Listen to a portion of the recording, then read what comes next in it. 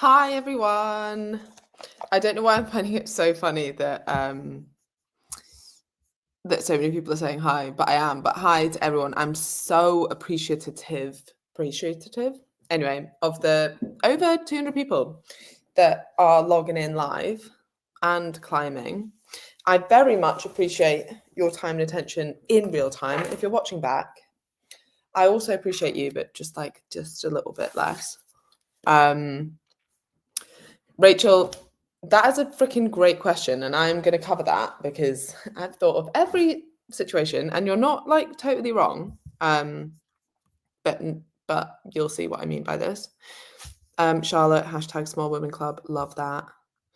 Okay, right. I am going to get started. Let me pull up my slides. Also, suddenly very hot in my room. Here we go. I'm assuming everyone can see my slides. Yes, we've been here before. This works. If you can't hear me or see me or something, like, shoot, tell me now, because I'm not going to look at the comments while I get in the zone, right? So I won't see it. Is anyone able to hear or see anything? I think you need to leave and come back in. Okay, let's just do a little check. Can anyone hear me or see me? How's it going? No, I can't. I can see and hear. Okay, good work, Sarah. Okay, if you can't leave and come back in. It's weird, but sometimes it does that. But most people can, I think. Okay, brilliant. Thank you, everybody. Sorry, I hate being that person. I also hate really Americanized one that, like, guys, you want to just tell me where you come from in the chat and we can all have a bit of a chat? Like, nobody cares, right? Okay, cool. Great. Right, I will crack on. Okay, so thank you all for being here. If you're watching back, like I said, thank you for your attention too. I hope this is really useful. This is going to be probably about 30 minutes, and then I'm going to do a Q&A. So stick around for that if you want me to like apply any of this specifically to you. This is a topic I'm really passionate about because I just don't think enough people talk about this and how hard it is to maintain a healthy weight as a smaller woman in the environment that we now live in. Usually the kind of generic advice won't be applicable or helpful for you. Oh, it sounds like there's a dog fight going on outside. And that can be quite like demotivating. But hopefully you're going to feel very heard and understood and leave with some very practical advice at the end of this. So this is a workshop because I want you to take action off the back of it, not like your normal webinar where you take in a ton of information and don't actually action anything. Information without application is useless. Most people, maybe not most people, but a lot of people know what to do, but they just don't action it. That's not what's going to happen today. That's not the vibe that we are here. If you would like my help to action some of this after the workshop, then you can join Commit to 6. We are doing an intake that starts on Monday, so it's perfect timing. And a lot of this is also like the psychological side and the behavior change side, as well as just like physiologically knowing what's going on and knowing what to do. So I'll share a bit more information on that at the end, but this is what we're going to go through today. So we're going to go through why it's harder for smaller women, unrealistic expectations and what the reality actually is. We're going to go through some working examples because I think that they always kind of like blow your mind a little bit and actually help you see like real world what the differences are and potentially why you've struggled more than others might have. And then I'm going to leave you not just with like, oh, here's all the problems, but like, okay, so here's the solution as well.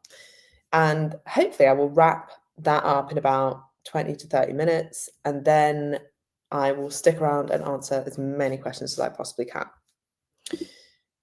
Okay, so I did lie a little bit, and I often get this question when I talk about small women. It's like, what technically is a small woman, and do I count as a small woman? This workshop is really for anyone who needs to diet on lower calories. One of the main demographics is smaller women, right? To get into a healthy BMI range and to maintain that weight. It's harder for smaller women because we need to be on lower calories.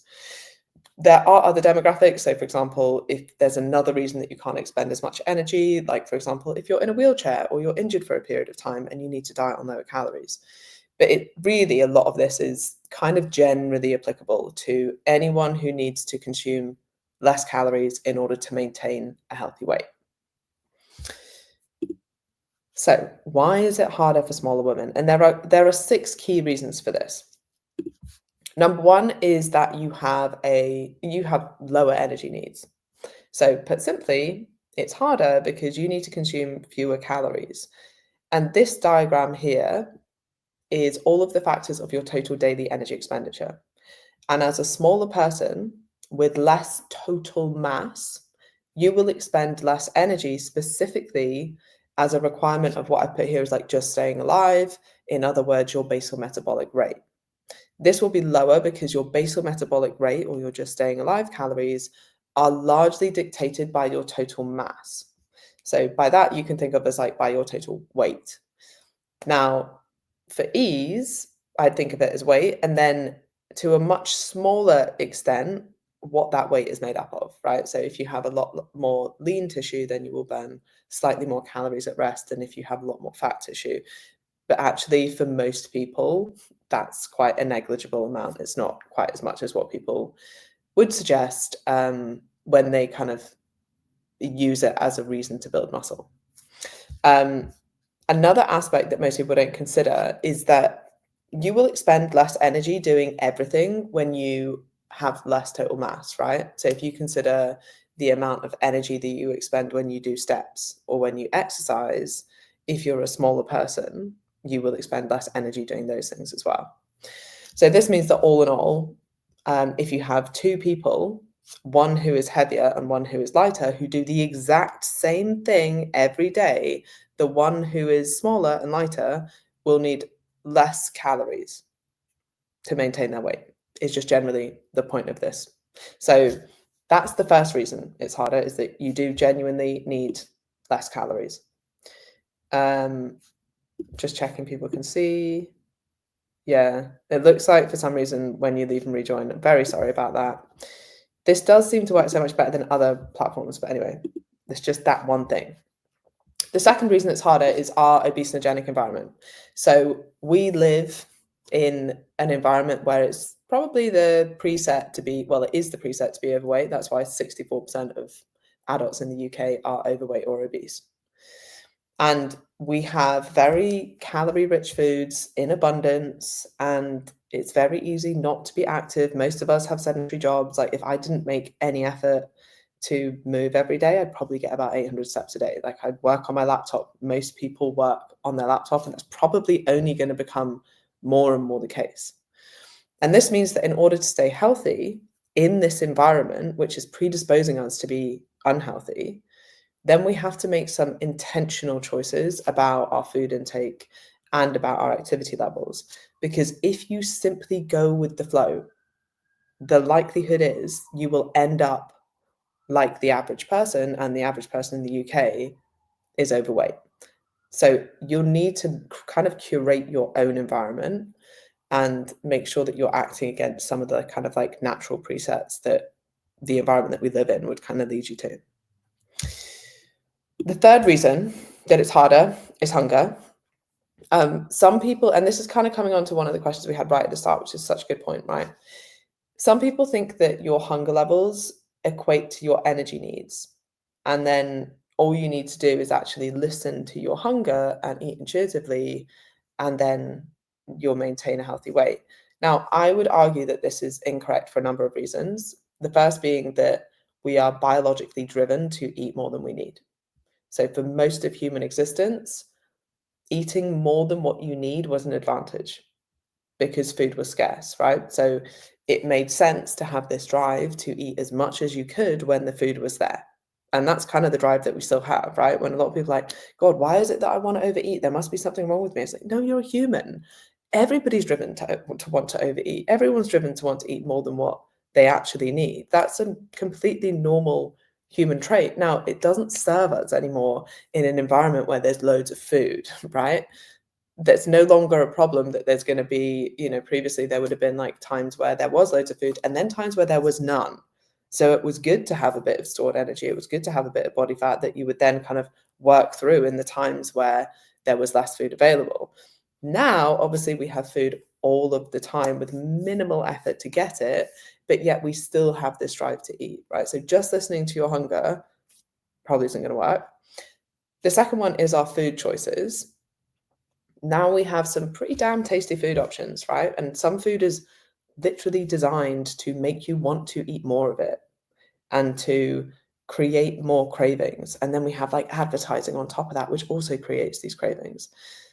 Now, I would argue that your actual calorie needs would be much more closely correlated to your hunger levels if you only ate bland food, right?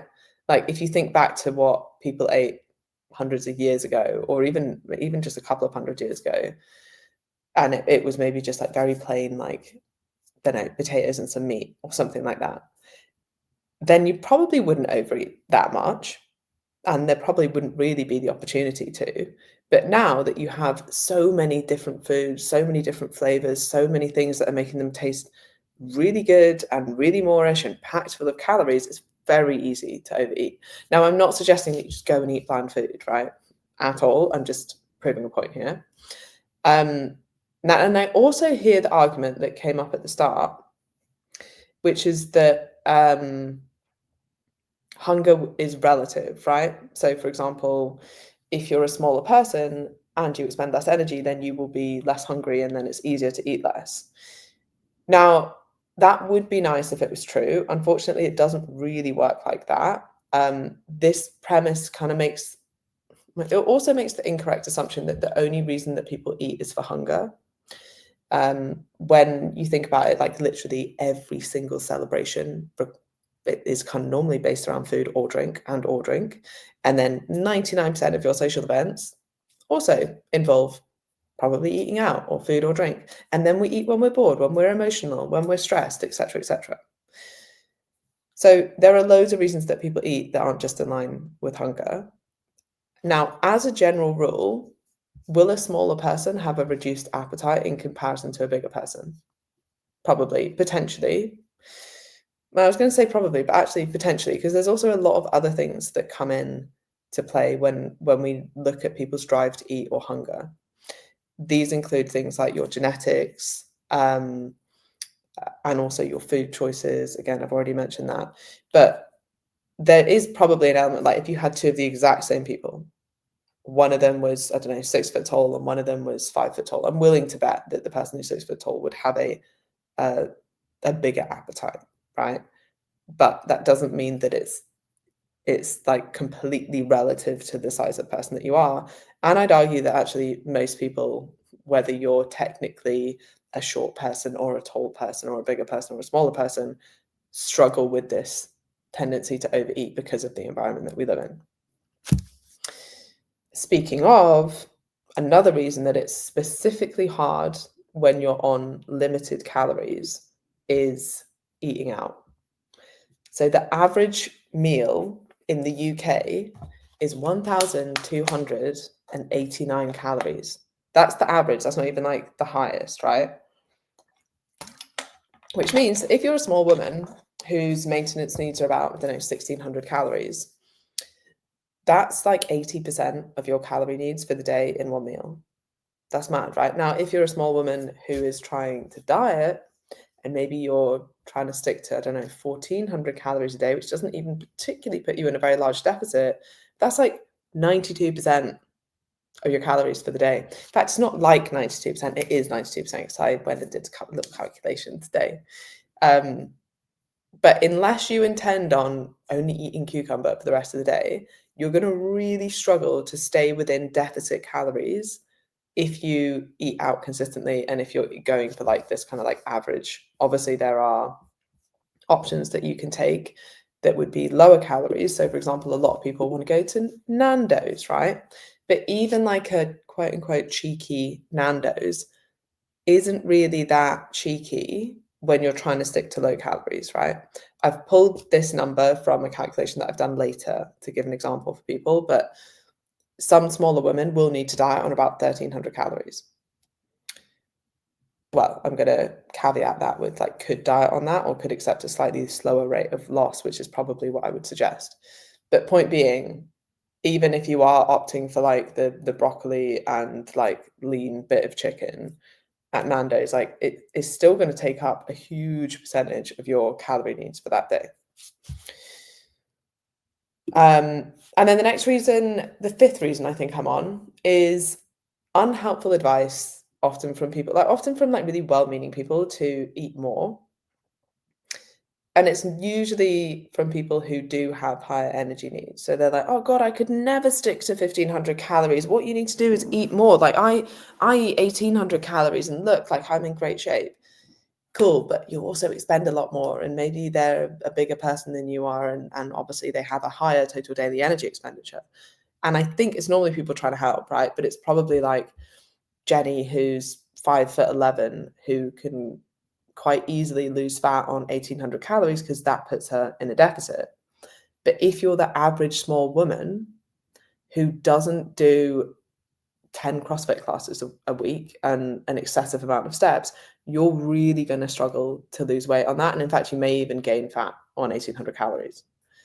And this is why it's important for smaller women to have a slightly different approach, because the kind of notion that you can like eat whatever you want as long as you're within your calories also rarely works, because you have a lot less flexibility when you're on lower calories. Another unrealistic expectation that I actually just added this in because I got a few questions about a reel this week that was going around from somebody who was like, "This is how many calories I eat per day." Now, I actually thought hers was really good and funny and kind of like well put, and it does seem like she is actually eating that much, and she does seem very active, etc., etc. But sometimes we like this comes up quite a lot on social media, like reverse dieting yourself back up to, I don't know, 3,400 calories is what's been thrown around recently. And I'm sure that most people have seen something like that alongside the claims that you too could ramp up your metabolism if you reverse dieted and you just have to sign up for coaching. And that would be lovely. Like, I mean, I'm sure that most people would want to be able to increase their maintenance calories to a point that they could diet on like higher calories. Like most people would want that.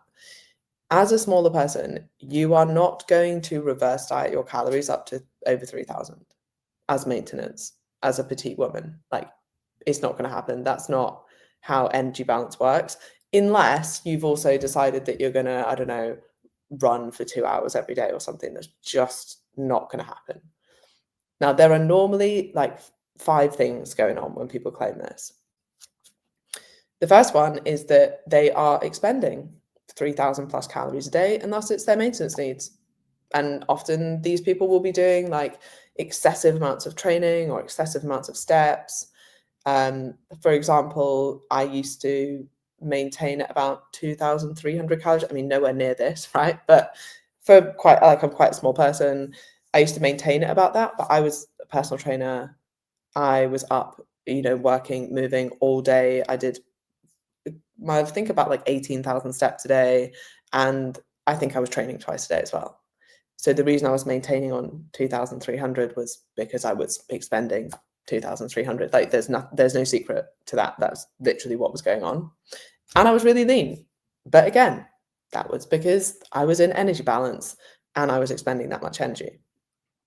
The second thing that often happens is that these people are actually in a surplus and they will be gaining fat, but it just doesn't happen overnight, right? Like they maybe just increased their calories to 3,000. They're like, look, I'm still lean. And it's like, yeah, but they might be in like 1,000-calorie surplus at that, but you're still going to look lean for quite a period of time before you even gain like a couple of pounds of fat that might be seen. Now, especially true if you're someone who starts in quite a lean place and you're someone who exercises a lot. It's like, it might take quite a while of you being at those calories to notice the surplus that you're in.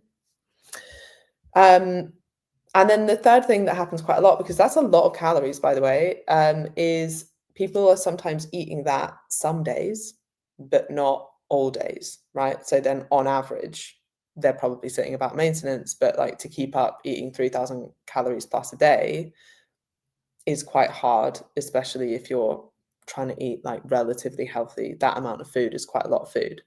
And I don't particularly envy the energy bill, the food bill that would come with that. The fourth reason, and this is just something that people should know about social media, is that some people lie on social media.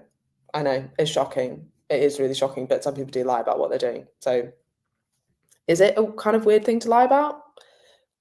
Yeah, it probably is. But then I guess no, because people lie about stuff on social media in order to create attention, right? And given how many times these reels are shared and how many times people send them to me, I'm like, yeah, okay, then obviously there's a reason to do that, right? Like, I'm willing to bet if I put a reel up being like, hey, look, I eat 5,000 calories a day, like, they probably do quite well, you know, because you'd be like, how on earth? Like, that's quite like a shocking thing, right? So there's almost definitely an element of that.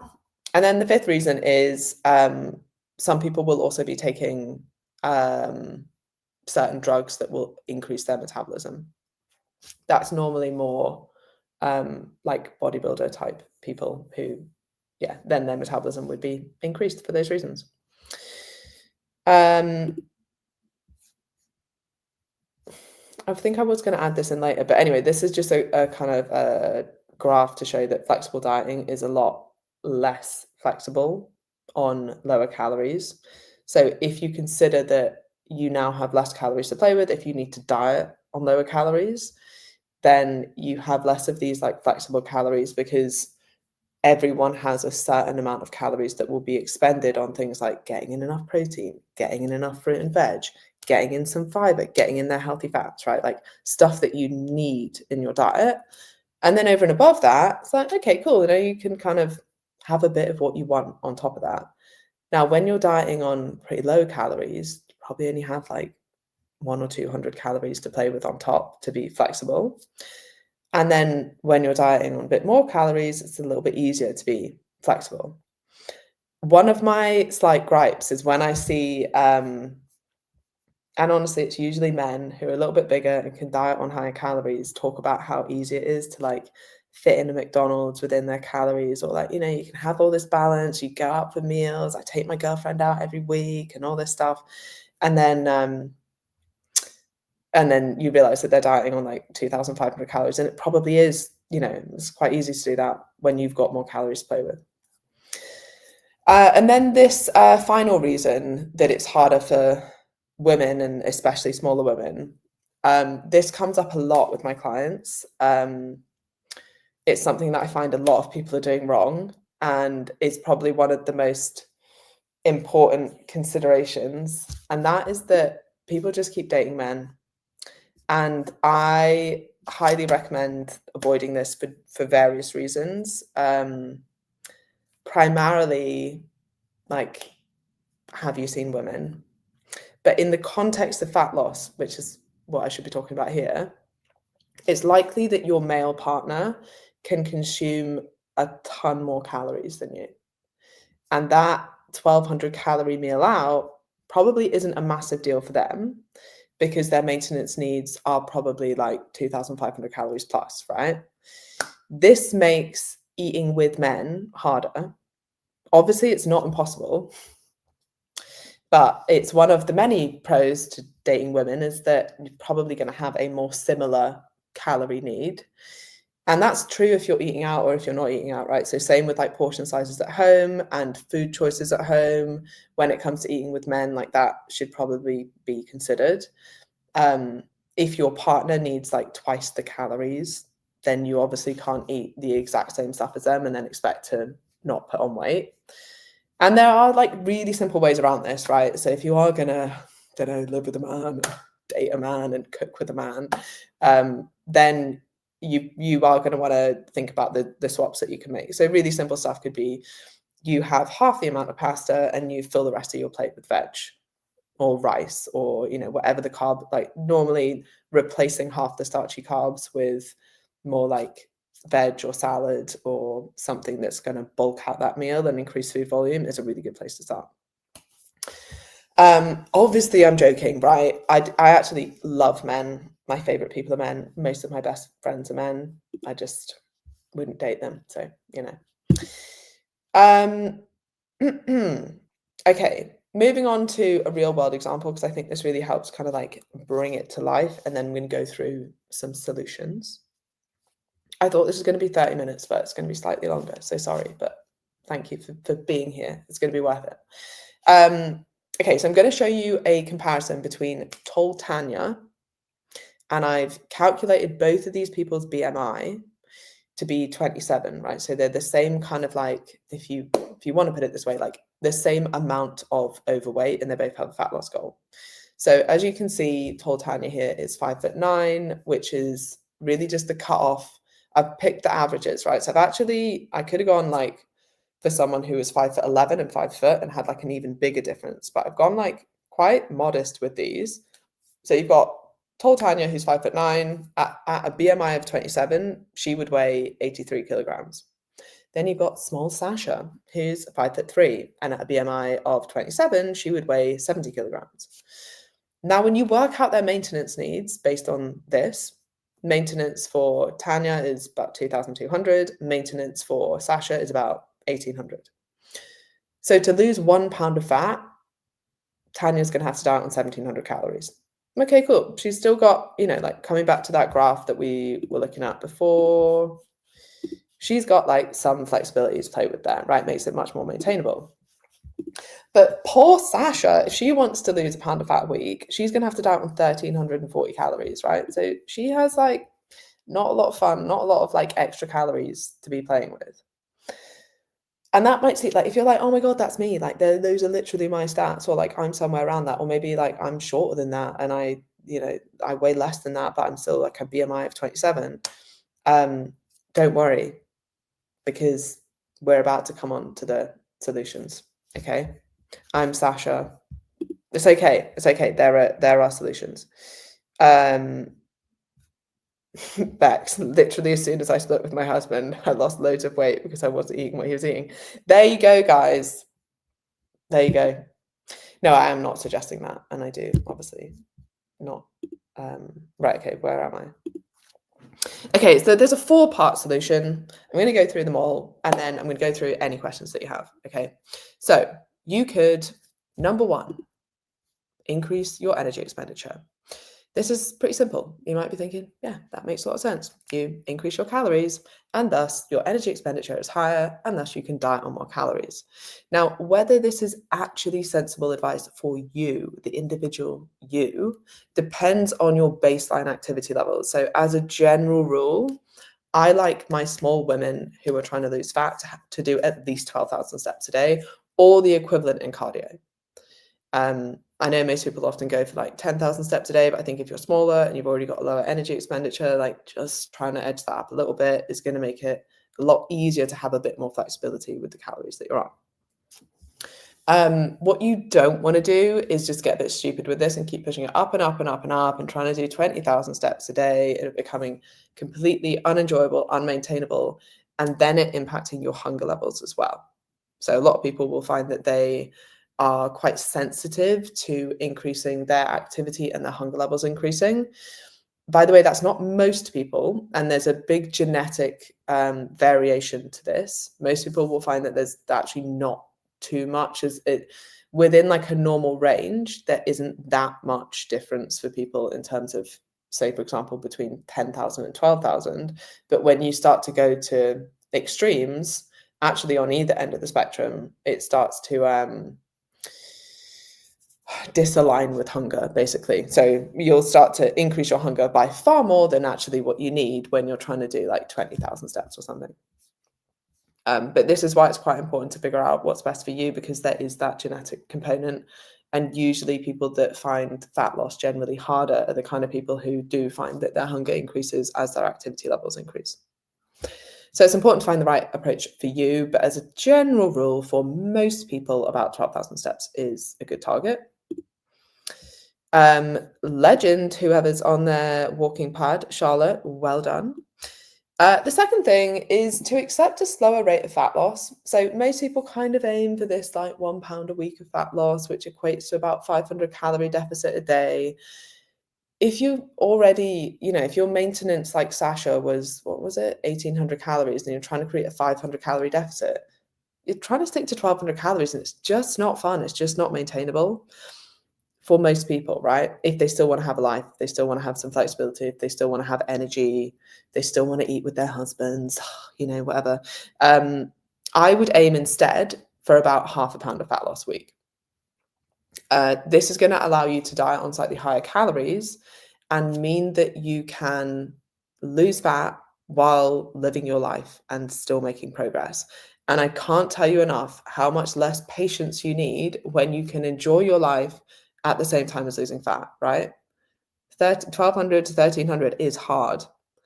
And it doesn't just require like compromises, it requires sacrifices. And that's a big distinction I often make is fat loss will always require making compromises, right? Sorry, but you can't eat whatever you want, whenever you want, and then just still lose fat. It's not going to happen for most people. But importantly, it shouldn't require sacrifices where you really feel like you're missing out on parts of your life. And I'm not surprised that people feel impatient and frustrated when they're trying to stick to such low calories. But if you instead dieted on 1,500 calories, that gives you enough space for some flexibility. And that way you can get on with living your life while also losing fat. And you're not dying for this deficit to be over. And you're not waiting for this diet to be over, which often just leads to you yo-yoing back up. The other thing I really wanted to go into, but I've already run a little bit over on where I wanted to be on this, is what you eat.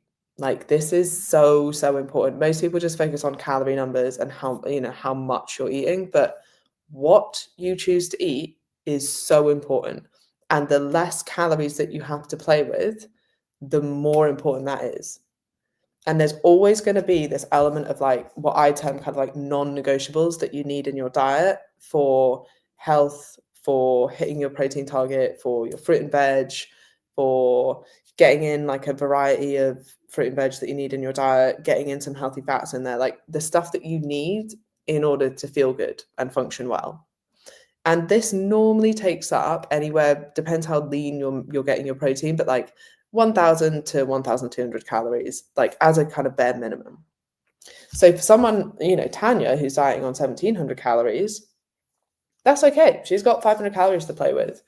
But for someone who's trying to diet on 1,300 calories to keep up with the same rate of loss, that's going to be really hard, right? Because you only have like 100 odd calories to play with, and you can't really do that much with that. And when you account for like calorie inaccuracies in calorie tracking and things like that, like you're cutting things really fine to maintain that deficit. So this is something that we really focus on with women on lower calories. It's not enough just to give a calorie target and say, hey, crack on, just stick to these calories, eat whatever you want within it. You need a lot more structure.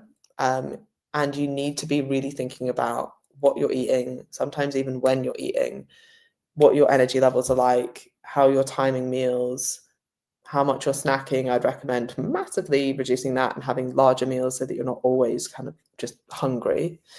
But what you eat matters a lot on low calories. And I was going to go into this in quite a lot of depth, but what I'm going to do instead is just give out a free resource on this, which is really, really going to help. So I made this essentially for all of the small women that I work with, but then I thought, I give out all of my information. People just pay for the application side, like the actual coaching side. So I'm more than happy to share it with people. You can message me on Instagram for this afterwards, but it's a list of ways basically to help you think about the foods that you're eating within your calories, especially when those calories are low, especially when you're struggling with hunger. So it's really, really useful.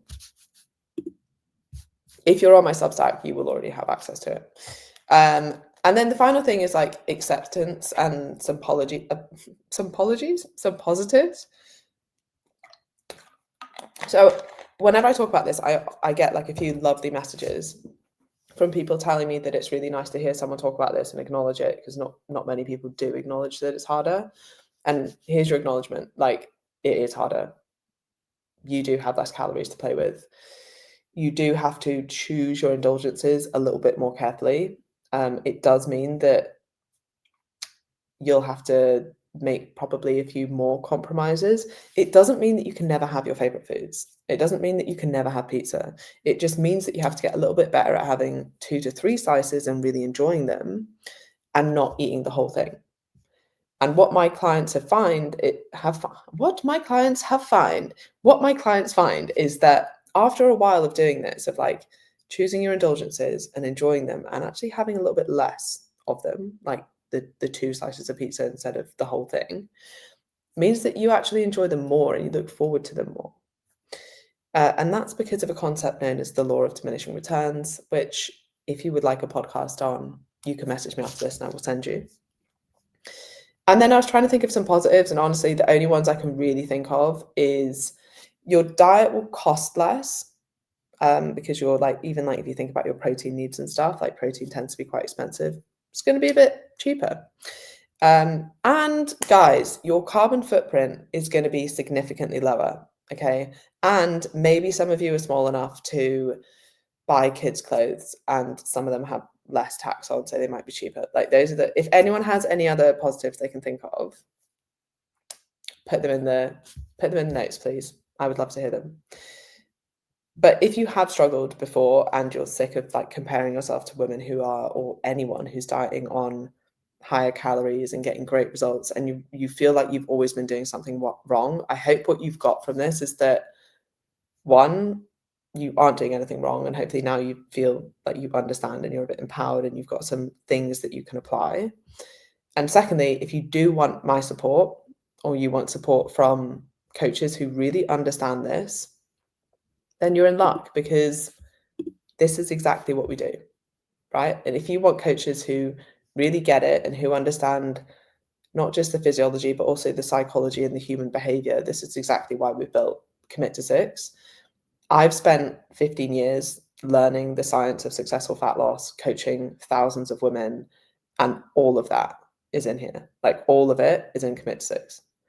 It is something I'm so proud of. And despite the topic of this talk, we have all sizes, all women, all sizes of women. You don't actually have to be a smaller woman. We have all sexualities. We also have all genders. I will say it's mostly women, but it's not like we don't accept men. And I'm sure there are a few people watching this who have done Commit 6 and can vouch for how genuinely life-changing it is. And that's something that I used to kind of cringe at saying, but after like thousands of people have said it, I'm like, okay, that it is, right? And I've put like my heart and soul into this, and I've put years and years of work into this. And if you commit to it, it will change your life. And you will leave Commit to 6 leaner, stronger, fitter, happier, and a more positive version of yourself. And like that's why we built the program. And so we see these changes both physically and mentally. And I've totally hogged this. Like the coaches are absolutely incredible. Whether you're struggling with binge eating, whether you're trying to get back in shape after having a baby, whether you're going through perimenopause and you're finding it a lot harder, whether you're struggling with yo-yo dieting, or if you want like the more science-backed approach to optimize your performance and optimize your body composition, we have brought together a coaching team. In fact, I've headhunted, let's be real, a coaching team of coaches I am so unbelievably proud of, that are the absolute tits. And we will match you with the coach that is best for you based on you and your goals. So our next intake starts on Monday, the 3rd of February. That's only a week away. At the point of recording this, before I started, there were 13 early bird spaces left. So if you do want to join, get there quickly. And if you do have any questions for me, fill in the application there, or shoot me a message on Instagram after this. I'm more than happy to have a chat with you before we start, if you're not quite sure it's right for you. And yeah, I will now go through all of your questions. Right. Okay.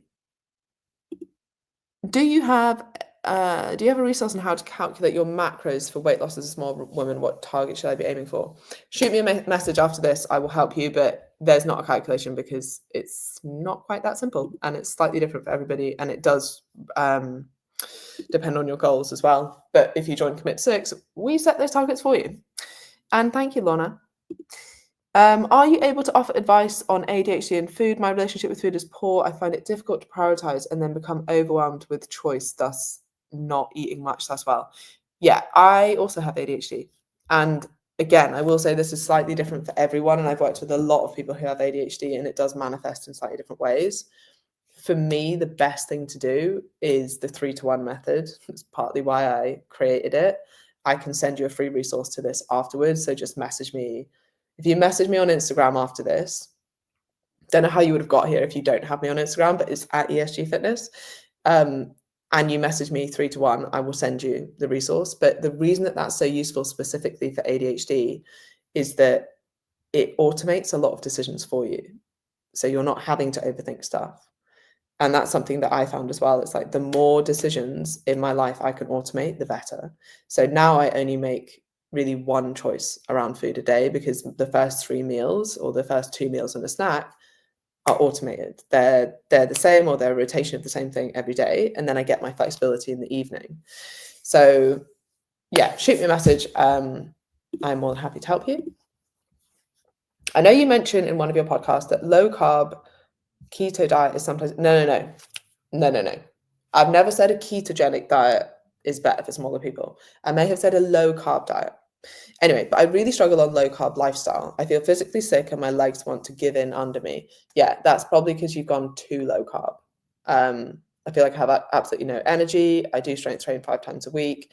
Been doing this for years, so I do have good muscle mass and keep up with 10,000 steps a day. Okay, so what I will have said, and I would go back and listen to that. I never say ketogenic diet. That I wouldn't agree with that, apart from very specific situations. But a lower carb approach can help with hunger, and it can help with food volume. So really what I mean by low carb is often lower starchy carbs. Now, if you're like, that doesn't suit me and I strength train 5 times a week and I feel weaker when I have lower starchy carbs, fine. Don't do it. Like, it's still the calorie deficit. It's just for many, many people, it's an easier way to create that deficit. And specifically for women with PCOS or who are insulin resistant for some other reason, lower carb diets can be specifically useful in regards to their outcomes for body composition as well. So yeah, it's not something that everybody has to do. Can we lose weight without counting calories? Yes, I don't count calories. I use the 3-to-1 method. Again, if you want to find out about that, you can message me 3-to-1 and I will send you it. But you need to be in a deficit to lose fat. But you don't need to count calories to be in a deficit. It's just one way to do it. Now, will you have slightly better data on it if you want to count? Yeah. But you absolutely don't have to. So if you want that resource, just message me. I'm someone who just cannot. Maybe it's an ADHD thing. Maybe it's just a me thing. But I do not want to be on my phone more. I do not want to count every single calorie that I eat. It makes me not enjoy food because I'm like, oh, this is how many calories. Like, it's important to have calorie awareness, but it can go a bit too far. And once you have that awareness, I don't think you need to keep doing it. I also think some people are tracking the same thing every single day, and it's just like, why? It's like having, how annoying a sat nav is when you know where you're going. Like, why do you have, sometimes I'll be in the car with my dad and he'll just have the full loud sat nav on. I'm like, but we know where we're going. And it's still, no, turn the sat nav off. You don't need MyFitnessPal every day if you're eating the same stuff. Like, you just don't need it. So yeah, don't get obsessed with like some weird streak as well, just because you're like, oh, but I've tracked calories for 1,000 days in a row. Like, okay, why? What's it bringing you now? You must freaking know what you've been eating now. The whole point is to draw awareness to it, and then you don't need to do it. Emily's been with us for years now, and she has lost a ton of weight and looks absolutely phenomenal. And guess what? She doesn't track calories either, so you absolutely don't need to. I'm struggling to work out what my calories should be dieting. I should be dieting on. I've lost over 5 stone. Oh, sorry, I've got over 5. I was going to say, if you've lost over 5 stone, babe, something's already working. Shoot me a message after this. I will help you. But it does depend on like your starting weight and your activity levels. And basically, quite a simple way to think about it is looking at roughly what your total daily energy expenditure would be, and then creating a deficit from there. The size of that deficit is going to depend on a few things. And I would rather help you with that than send you to a calorie calculator, which will often give you very low calories, or just not consider other things like your relationship with food, et cetera, and your dieting history. So yeah, shoot me a message on Instagram and I will help you with this. I feel like when I track calories, I eat up to them and feel panicky watching them dwindle down in the day. I try not to track, just scared. But what are you scared of? Like, food has the same calories whether you track it or not. Like, try and also, this is the other thing. If you are someone who's like, I've become so reliant on tracking that I'm scared of not tracking, just try it for a bit. Like, you can re-download the app, you can start tracking again. Just do it for a bit and then see that nothing bad happens, and that if you still eat the same stuff you were eating before and you don't massively change your diet, nothing's going to change, right? But even just that reminder sometimes when you're scared is like, you can go back. One of my friends always says this, like, go and you can leave. We always say it about like stuff like, oh, I'm not really sure I want to go to that party. I'm not really sure I want to go out or whatever. It's like, just go and you can leave. Or I don't want to know if I want to go to that event or something. It's the same with this. It's like, try it and you can go back to what you're doing now.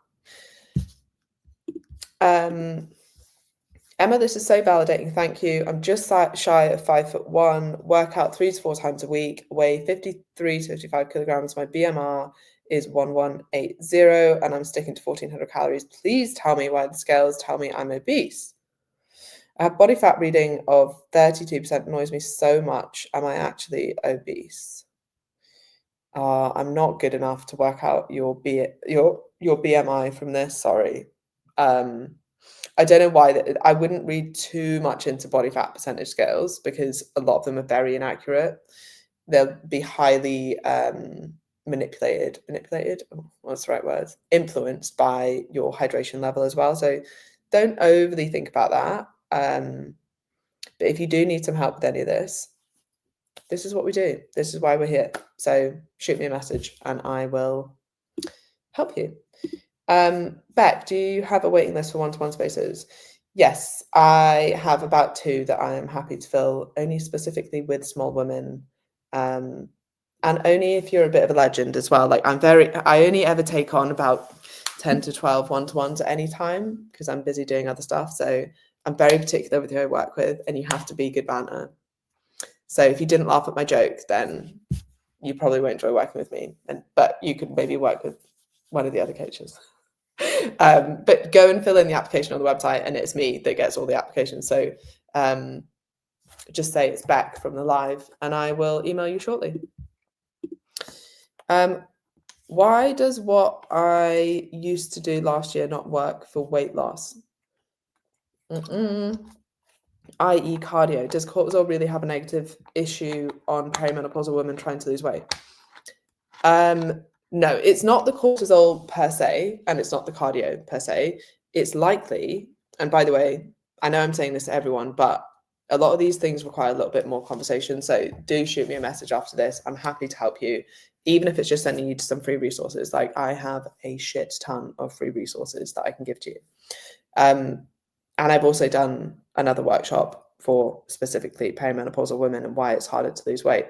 But it's likely everything else that you have going on. It's potentially the symptoms that you're struggling with. It's potentially increased hunger. A lot of the things that people don't notice is like, oh, I'm not sleeping as well, but I'm sure I'm doing everything else right. But when you're not sleeping as well, your hunger levels ramp up, you're less motivated, you're more likely to overeat. All of these things compound, and the likelihood is it's that stuff as opposed to specifically the cardio or specifically the cortisol. But do not worry. I think over half, well, actually, I think about 80% of the people on Commit to 6 are perimenopausal or postmenopausal.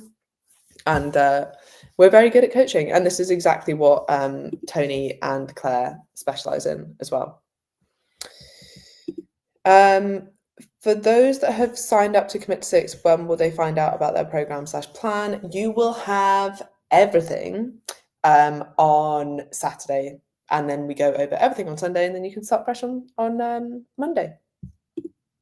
But you do have, so as soon as you sign up, you do get some prep work to do before then, some like mindset prep, which is really, really important. And a lot of people say is like one of the key distinguishing differences between Commit to 6 and how you start it. A lot of people talk themselves into failure before they actually start a diet.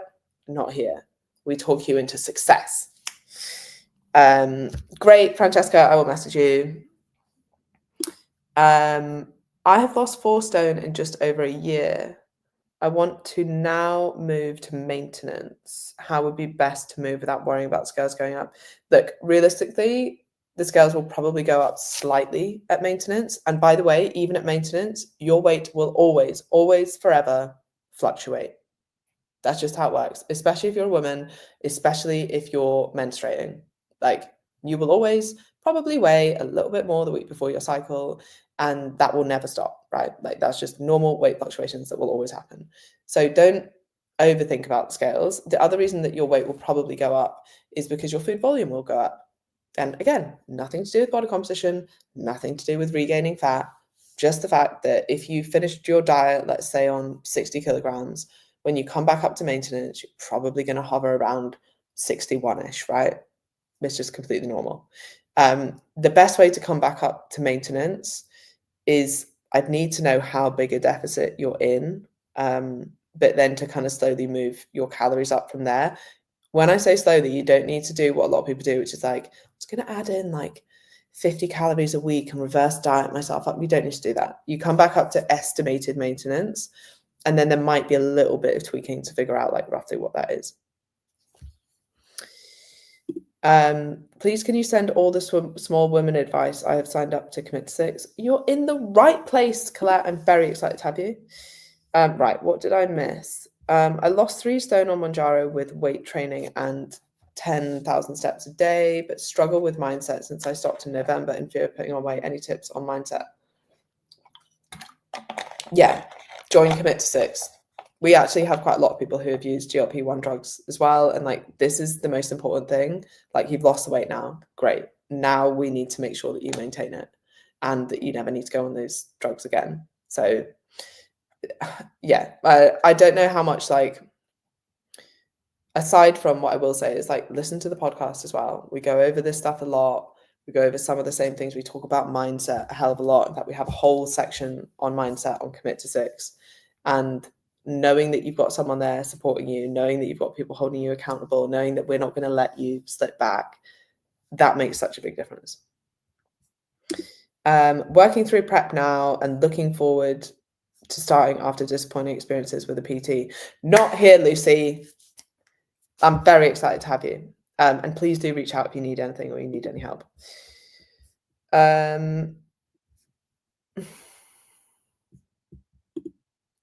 What would be some examples of cardio that's equivalent to 12,000 steps or adequate steps, I guess? For example, 30-minute row would leave what kind of step target for the day? So this is quite hard to give specific numbers on, especially I would say with rowing, because some people are very good at rowing and some people are not very good at rowing. And I would say, not to be a dick, but the vast majority of people are not very good at rowing. It's probably the piece of machinery I see used worst in the gym. But if you're looking for equivalents, one thing you could consider is, really, if you want to do this right, you need to look at your METs, which stands for metabolic equivalents. And that is a bit of a complicated calculation, but if you want to go and Google that, like, that's the best way to actually do it. And it will give you a metabolic equivalent for specific tasks. And then you can kind of swap in between those. What I would suggest is think about the level of intensity at which you walk, like, and then compare that to the level of intensity of which you're doing exercise. So if you're like, do you know what, it's cold and dark outside, I'm going to sit on my at-home bike instead of going for a walk, but you know that you'd normally get, I don't know, 10,000 steps in if you did an hour's walk, or 8,000 steps or something in an hour's walk. Okay, if you're going to sit for an hour on the bike and you're getting a little bit sweaty, a little bit out of breath, but you know, you're taking it quite easy, you could probably make those two things equivalent. Then there's nothing exact, right? But do remember that steps are just a really like crude way to get an energy expenditure.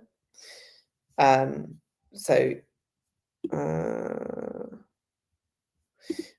Tammy. Okay, right. I'm glad you get it, because I rowed at university and I'm like, okay, you can row. I'll allow you to row.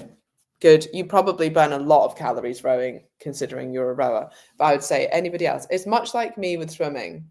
If I was like, do you know what, I might just do some swimming cardio. Well, I can't swim, right? Or not very well. So I'm probably just going to be like floating up and down the pool realistically. Whereas if you've got someone who's like a swimmer, I'm like, well, okay, right, you can actually properly swim. You can do this for cardio. Right, okay. I'm just gonna try and find the question that I missed. Did you miss mine? I think I did, and I'm very sorry.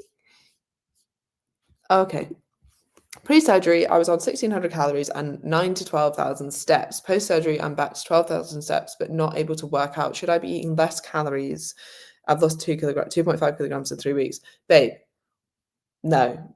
Like, you're getting results. Stop questioning. Everyone stop questioning yourself so much. When people are like, oh, I don't know how many calories I should be on, but I'm making great progress. Cool. Like, then what you're doing is working. You don't need to change anything. And also, although you're not working out, the energy expenditure, like, we go back to, let me get back up my favorite little graph. Oh, I've lost my, okay, here we go. Boom, we go back to this and you look at the contribution of exercise to your total daily energy expenditure is very, very small. So it's probably not making any difference. If your movement is the same, then I wouldn't worry too much about calories. It sounds like you might even be doing more steps consistently. So that's great. The only extra consideration I would have here post-surgery is that you don't want to be in I don't know exactly what the surgery was, but you don't want to be in a massive deficit post-surgery because you're more likely to lose lean muscle mass. Please send me all this woman advice on committed. Babe, you'll have everything. I'll upload this afterwards. Anyway, I'm on committed at the moment, doing well on it, but would like more information on being a short ass. Also would like to get away from tracking. Great. Okay. So we're going to do 3 to 1 and you're going to take on the advice that I'm going to send. I will put it in the Commit to 6 group so people don't miss it. But those tips about like what you should be eating are massive game changers. Okay. What is the most / biggest thing you see that tip us small women into higher calorie foods and drinks, things we may not even be thinking about? Honestly, it's eating out. Almost always. Like it's really hard to basically have the same flexibility as a lot of other people do and not without having to be quite mindful. So you do have to be a lot more careful with like the food choices that you make when you eat out and the portion sizes when you eat out, and even things like drink, like people might be like, oh, it's quite easy to fit in a glass of wine. It's like, yeah, when you have like quite a big budget to play with, it is, but when you don't, like, you do have to be a bit more careful. It's much the same as like thinking about your financial budget. Like if you're on a very tight financial budget, you're going to have to think about how you spend everything. If you've got loads of money, it's like, well, okay, cool, you can have this, and this, you don't have to worry so much about it. So yeah, unfortunately, like you do have to be a little bit more savvy with that side of things, but that is generally what trips people up, is eating out. I feel like when I track, oh no, we did that. Sorry.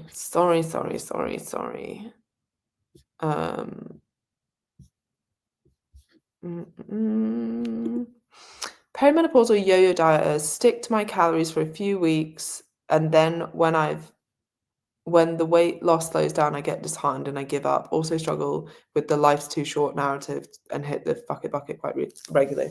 Okay, 2 things. One, it does sound like maybe your diet's not that enjoyable, and that's why you're like, well, life's too short.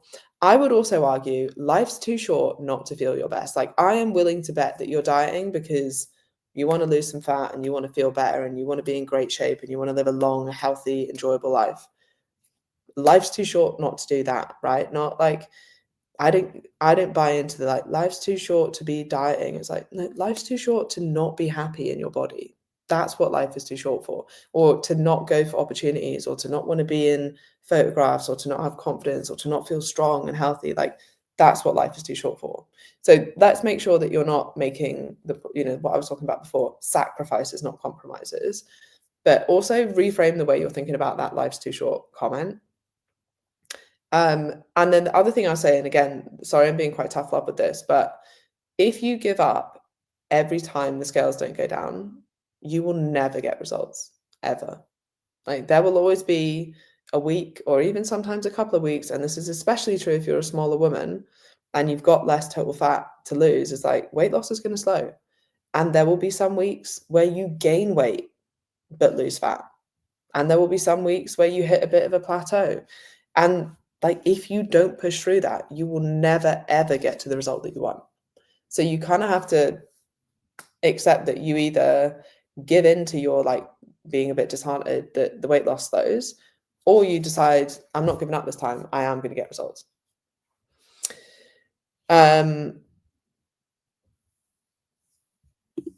I think this is true when it made sense too. Eating out is never blasé. Yeah. Do you know what though, Claire? What I think is for everyone, really, it's just that I'm just talking about an extreme here where you are trying to stick to lower calories. If you don't make a conscious effort and you just kind of like flow through life in the environment that we live in, which most people do, right? You will become overweight.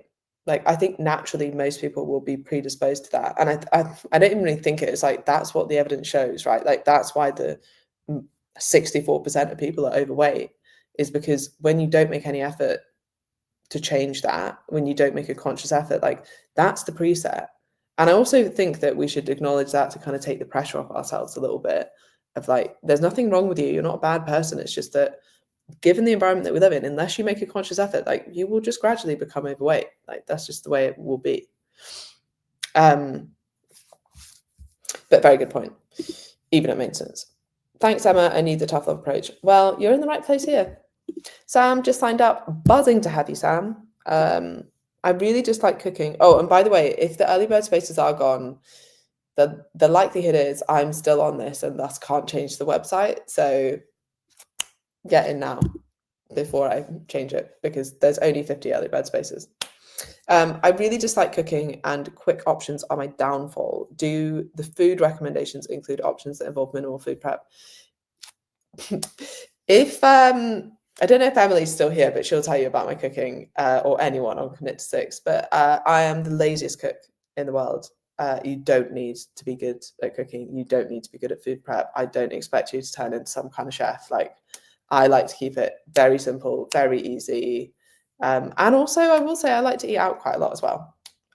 But, and this is a good tip for eating out, there are certain places to go or like choices to make. I'd say that Japanese food, very good, like sushi and things, and pho, obsessed with pho. Or if you're dieting at the moment and you are eating out, is pho everywhere? Like the place that is all over London that's just called like that, pho. Just simple pho, right? The food volume there is insane for eating out. So I'd say that's the other thing about eating out is often like the amount you can eat for the calories you get is like nothing, and then you leave and you're really hungry, and then you get home and then you end up having another meal or you end up overeating because you're really hungry. Pho is next level, lots of food volume, very, very good. So if you are eating out and you're trying to diet, and very tasty as well. But to your point, you don't need to food prep. How do you know you've lost weight if your weight's gone up? So you always look at trends over time. Sorry, you've lost fat if your weight has gone up. But my point of that would be, let's say, for example, like I'm quite a small person, right? And I put on about 3 pounds the week before my period. Now, if I'd still lost a pound that week, then I would be 2 pounds heavier that week, right? Despite the fact I've lost fat. So that's a good example of like, sometimes your weight can go up, even though you are still making progress, you are still losing fat. That's why on Commit to Six, we focus on a successful week isn't have you lost fat a lot or not. It's have you stuck to your non-negotiable targets that we've given you, and have you stayed within your range targets that we've given you, which is something that we do slightly differently. And you can find out more about on the Commit to Six website. There's a ton of information there. There's a ton of resources on some of the things that we do slightly differently because, like I said previously, like I've spent 15 years doing this. I have created our own systems. I've figured out what does work, what doesn't work. I figured out what's holding people back and found solutions to that, and found different ways of coaching that like mitigate those problems, range targets being one of them. But yeah, In answer to your question, like, you never really know, but if you've stuck to your targets, like, then you will be in a deficit and you will have lost fat, but your weight isn't always indicative of that. What you're looking at for weight is trends over time. So over weeks to months, is your weight going down? Then we could probably tell, hey, you're losing fat. And also you'd be looking at things like progress photos as well. I feel like I have all the tools and knowledge and trying to apply them with imperfect action. Yes, well done, Laura. Is there anything you can think of that would give me accountability? I also love pho, and papaya salad is massive and delicious. Oh my God, yes. It's like a mountain. It's like, I have to say, Laura, I don't want to blow your bubble, but like, I just don't believe the calories on it, because like a massive bowl of pho is like 300 calories, or like that massive mountain of papaya salad is like 250 odd calories. I'm like, I don't know. I don't buy it. It's probably a bit off. Anyway, what could you do for accountability? I don't know. Maybe if only there was a program that was like commit to 6 or something. I just feel like having some coaching, that would probably be great. That would be great accountability for you.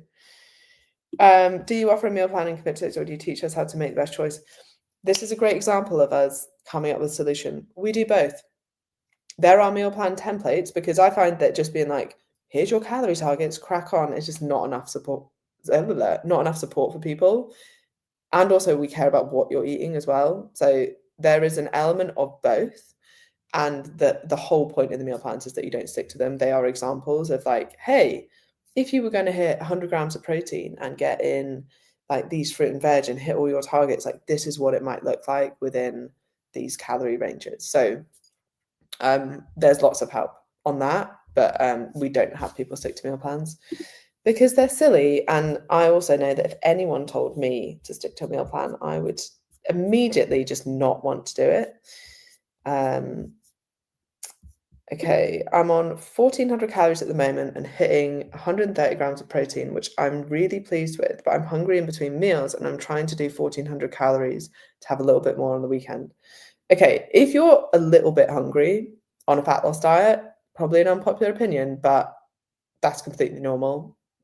Now, if you're like, I'm so hungry, all I can think about is food and I'm really, really struggling, and then I end up overeating, that's different, and we need to like look at your food choices.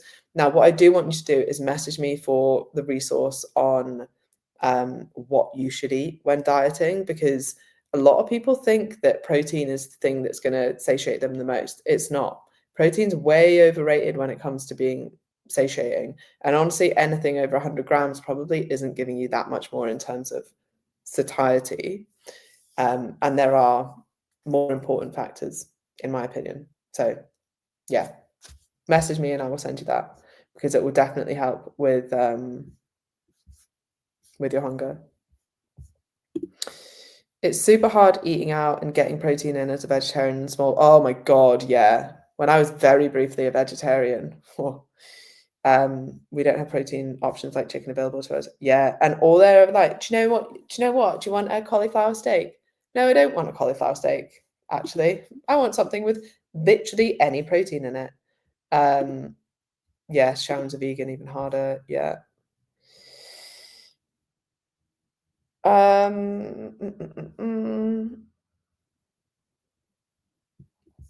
Francesca, message me after this. I have lots of resources I can give you. Oh, great. I'm at the part where I must have been making the gay joke. I'm glad people found that funny and weren't like, oh my God, she's a man hater. Just to be clear, I love men. Yes, my portions look small next to him, and I immediately feel like I'm hungry. Exactly that. Yeah.